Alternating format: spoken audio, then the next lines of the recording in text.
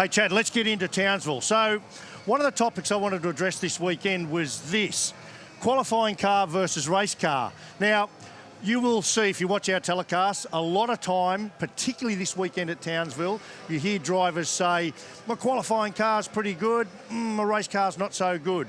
They don't have two cars, they are the same car.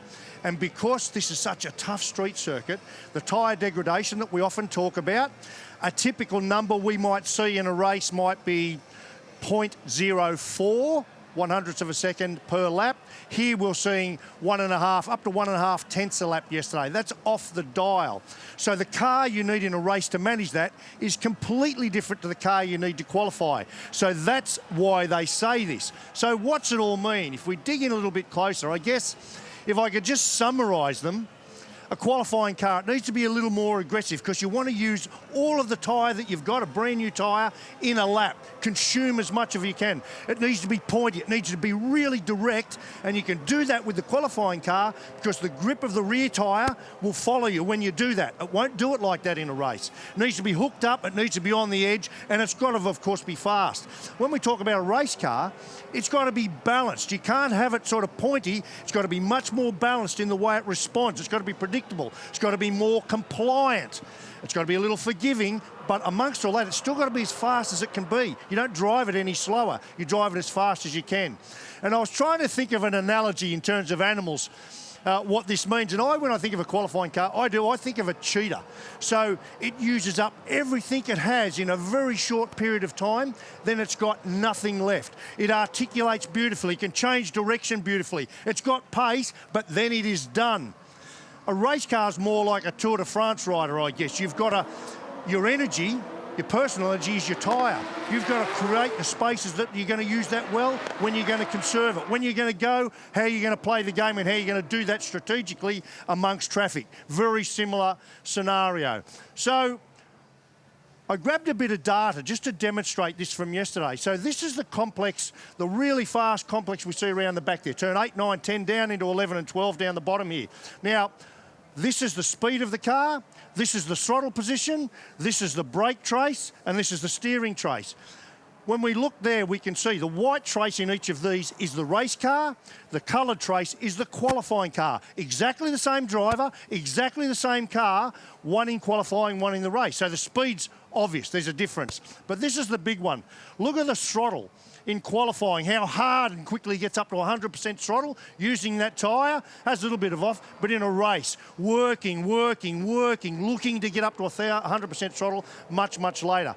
You can see on the brakes here, much earlier in the race, later on the brakes in qualifying. And then finally in steering, this is that fast bit over the railway line. The blue one is qualifying, so you can see, I said on the edge, that is on the edge. So that's the difference there.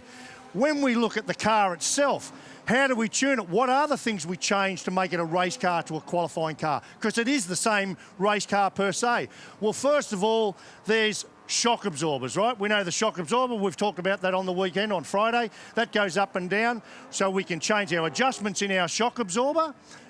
We can actually change the spring, we can change the platform here that changes the ride height of the car. There's a lot we can do there. Here's our shock absorber. I showed you the adjuster before. This is up at the top of it. You see sometimes in a pit stop, they put a little needle in here.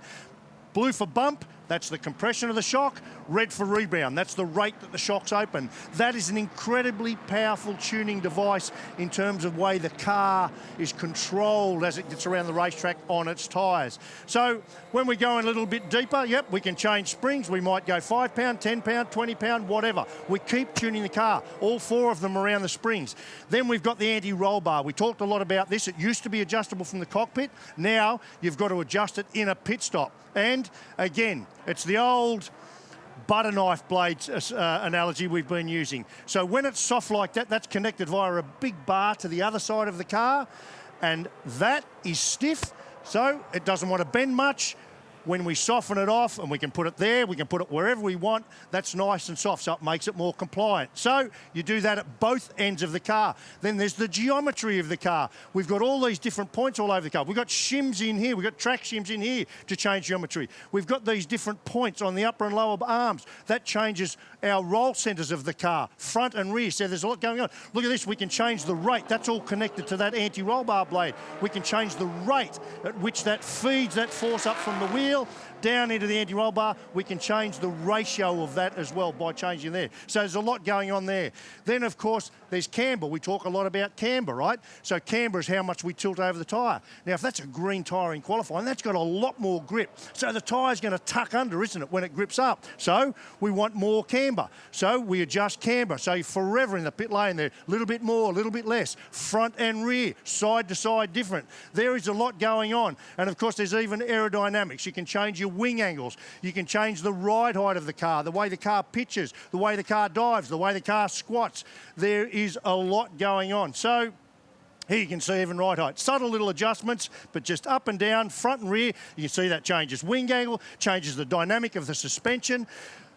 Wow, I've got a headache just talking about it. So when we look at some vision, you know, so there's Will Brown's car, and he got it right yesterday, didn't he? What? When we look at some vision of the cars, just slow-mo, it just gives you some perspective.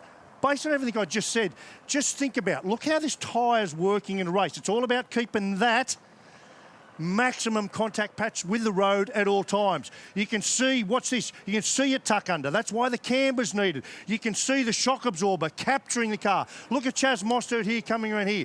Bouncing, sliding. So all of those elements need to control that. I saw data that during that period, those cars are doing 25 kilometres an hour faster rear wheel to front wheel, because whilst they're doing nearly 190 kilometres an hour, the rear wheels are constantly over those bumps spinning. So you reckon it's hard? It is.